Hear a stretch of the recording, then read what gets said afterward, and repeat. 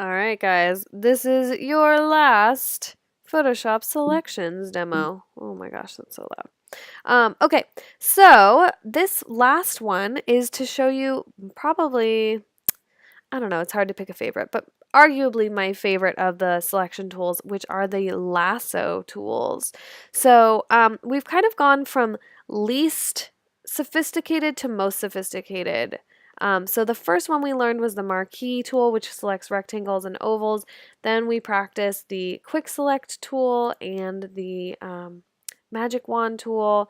And these are right, well, at least in my setup, they're right above. There are three of them, the lasso tools. And a lasso, in case you've never heard of a lasso, is just like a circle of rope that's used to like rope steers and a rodeo, and probably in real life to when you're trying to catch a cow that's running away. But anyway, so it's a selection tool because it kind of ropes in the area that you want is the idea. So with your regular lasso tool, you can see your options up here. Basically, you can just circle things that you want to select, and it's going to make you a selection that looks exactly like that. So if I want to make a selection that looks like this, I can.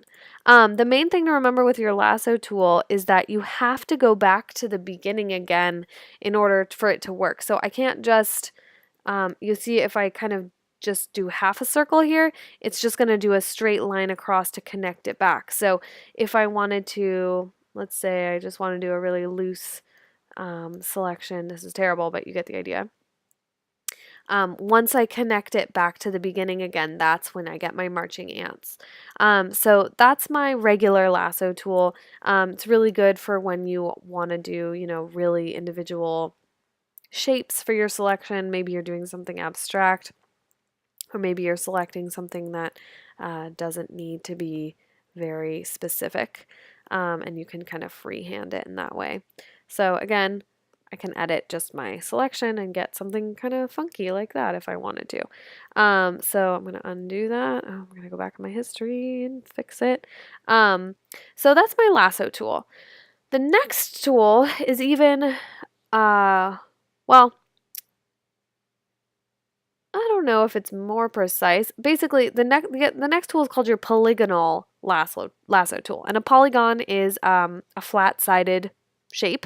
And so this is what you would want to use if you were selecting something with flat or boxy sides. So it's not ideal for this because my corgi is so rounded, but you can kind of see the way it works. So I basically start, and then if I'm working around something that is complex and has a lot of change in the lines, basically I just click, and every time I click, it anchors part of my selection. And so I could just kind of click around, whoops, and get a slightly more precise, definitely more precise than the other way I was doing it. But the problem with this is I'm going to end up with sort of like a almost like what it would look like if you cut this corgi out with scissors. Like, with scissors, you're pretty much almost always doing straight cuts. That's not actually true. You can do rounded cuts, but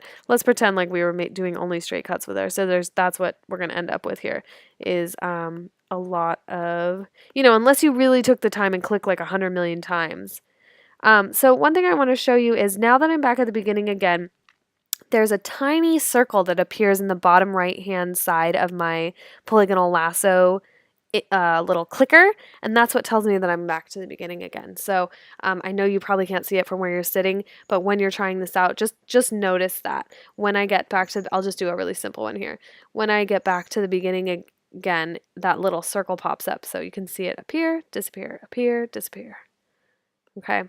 So that's my polygonal lasso. The last lasso tool is called the magnetic lasso, and basically the way it works is you click and then you try to move it along an edge, and the Photoshop algorithm tries to guess where your edge is, and you can see it's doing a pretty good job here.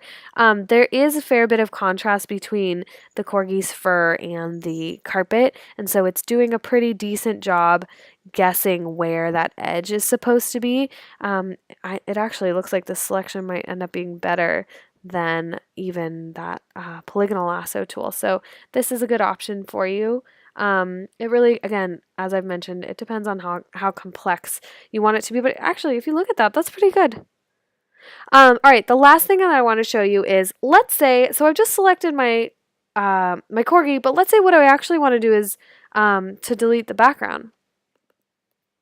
So I don't have the background selected, I have the corgi selected. If I hit delete now, my corgi goes away and all I have is carpet, and I don't want that. So let's say that I want to go back. All I got to do here is flip it so that basically the opposite of what's selected becomes selected. And there's a really easy way to do that. You have a whole select drop-down menu here. And if you go to select and you choose inverse, inverse means opposite. So when I choose that, it selects everything that was not selected before. And now when I hit delete, everything except the corgi gets deleted. When I hit Command D to deselect, now I am free to, again, do my crazy backgrounds. Maybe I'll do something different this time. Where is my shape tool? Here we go. Just do a solid background there. Again, because it's on top, I gotta move it. And then, ta-da! So that selection actually looks pretty decent, but if you really zoom in, you can tell like it's not perfect. In a future demo, I'll be showing you how to do more precise selections of things like hair and fur and things like that. But for now, have some fun playing around with your lasso tools, and this concludes our selection demos.